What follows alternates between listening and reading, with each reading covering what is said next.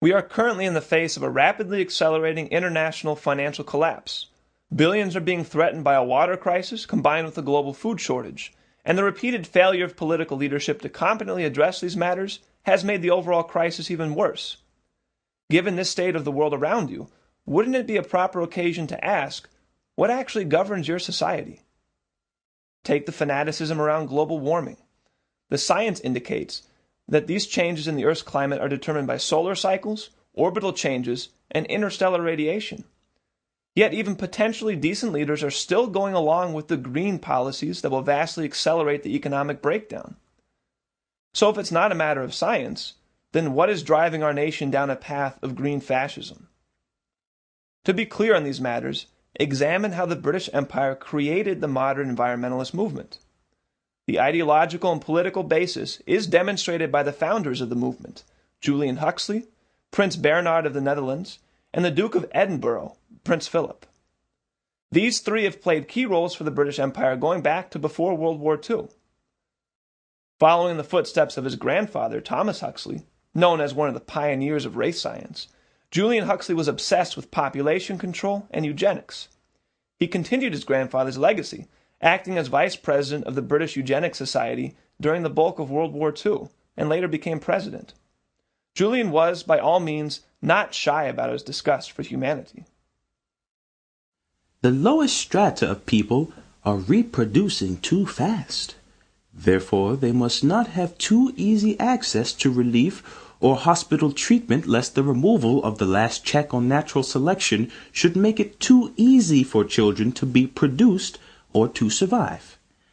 Long unemployment should be a grounds for sterilization. Around the same time period, in the 1930s, Prince Philip was being educated at the elite school of Salem Castle in Germany, while it was being run by the Nazis, who had made race science at the core of the curriculum. Many of his relatives were themselves either pro-Nazi or members of the SS, while Philip developed secret ties with the pro-Nazi British King Edward VIII. Oh, and speaking of British Empire Nazis, Prince Bernhard of the Netherlands was recruited to Nazi intelligence at Berlin University in 1934. He then became a member of the SS and went to work for IG Farben, which pioneered Hamarschak's slave labor concentration camps. Even when he was forced to resign from the Nazi SS for political reasons relating to his marriage, he maintained his unwavering loyalty to the Nazi Party up to the very last moment, signing his letter of resignation, Heil Hitler. In return, Hitler sent him a congratulatory letter for his marriage.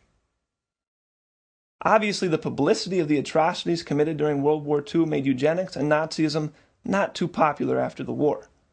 Julian Huxley pulled away from his public support of eugenics and became the first head of the United Nations Educational, Social, and Cultural Organization.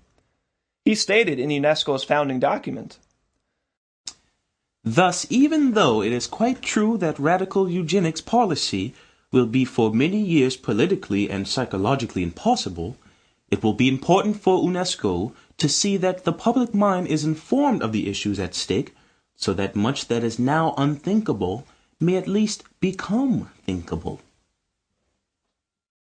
Soon after, Huxley co-founded the International Union for the Conservation of Nature to continue the British Empire's population control and eugenics policy under a new name, conservation, or as it was later called, environmentalism.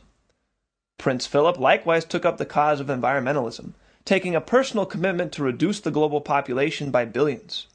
As he later expressed in multiple interviews, he wishes to be reincarnated as a deadly virus to aid in reducing the world population. By 1960, a 74-year-old Julian Huxley decided to take an extensive 3-month tour of Africa. Why? To preach that the newly independent African nations could not be trusted to conserve wildlife.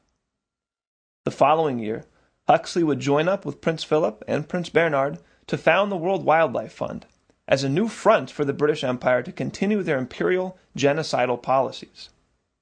This is the ideological basis for the creation of the so-called environmentalist movement. Hatred of human scientific and technological progress, driven by the utterly degenerate view of mankind as nothing but an animal, a beast to be trained and manipulated, conditioned and culled. The desire of the empire?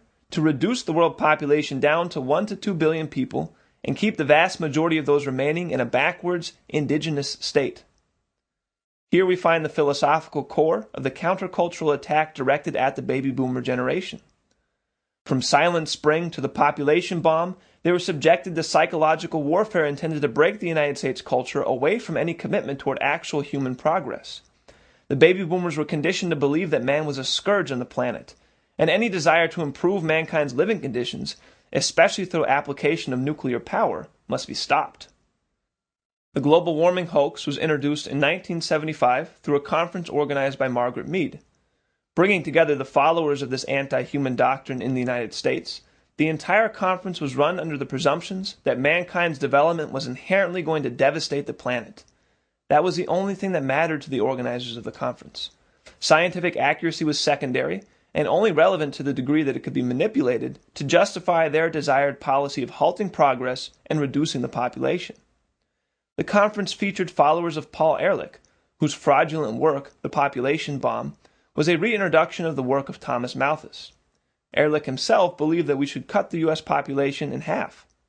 Typical of Ehrlich's followers at this 1975 conference was Stephen Schneider, notorious for saying, "To capture the public imagination, we have to offer up some scary scenarios, make simplified dramatic statements, and little mention of any doubts one might have. Each of us has to decide the right balance between being effective and being honest." Schneider later became a major participant in the Intergovernmental Panel on Climate Change, the supposed scientific authority regarding global warming. Under the direction of Mead, the emphasis of the 1975 conference was not science, but on obtaining a consensus agreement on the proper scare stories needed to push their policy. As Mead said herself at the conference, "What we need from scientists are estimates, presented with sufficient conservatism and plausibility, but at the same time as free as possible from internal disagreements that can be exploited by political interests. That will allow us to start building a system of artificial but effective warnings. Warnings which will parallel the instincts of animals who flee before the hurricane." It was out of this conference that the hoax of man-made global warming was born. This was never about science.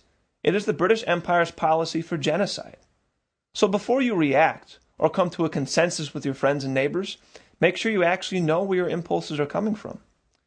Just because you share an opinion, how do you know it's really yours?